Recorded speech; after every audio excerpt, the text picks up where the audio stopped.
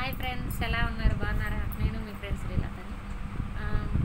మనం already radiation గురించి మనం ఎలా బాడీని కాపాడుకోవచ్చు అనేది నేను వీడియో చేశాను. కానీ రేడియేషన్ మన బాడీని ఎలా డ్యామేజ్ చేస్తుంది అనేది నేను ఈరోజు నుంచి ప్రతిరోజు నేను వీడియో చేయడం జరుగుతుంది.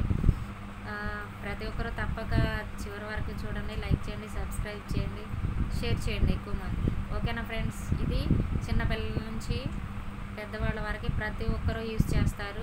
మనకి సంపాదించుకోవాలన్నా ఫోన్లో, ల్యాప్టాప్లో, కంప్యూటర్లో వీటిల్లోనే ఎక్కువ వర్క్ ఉంది కాబట్టి ప్రతి ఒక్కరూ కూడా బాడీని డ్యామేజ్ అవ్వకుండా కాపాడుకోండి. ఎందుకంటే రేడియేషన్ అనేది కనిపించుకోకుండా బాడీని డ్యామేజ్ చేస్తుంది.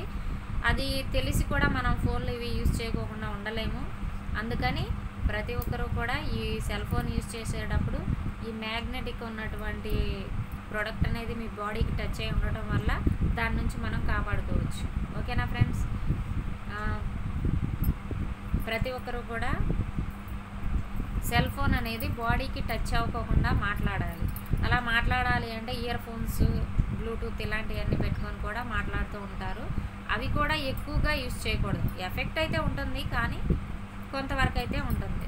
అప్పుడు దాని నుంచి కూడా మనం ప్రొటెక్షన్గా ఇంకా ఎలాగా కాపాడుకోవాలి మన బాడీని అనేది నేను వీడియోస్ చేస్తూ ఉంటాను. ప్రతి ఒక్కరూ తప్పకుండా చూడండి.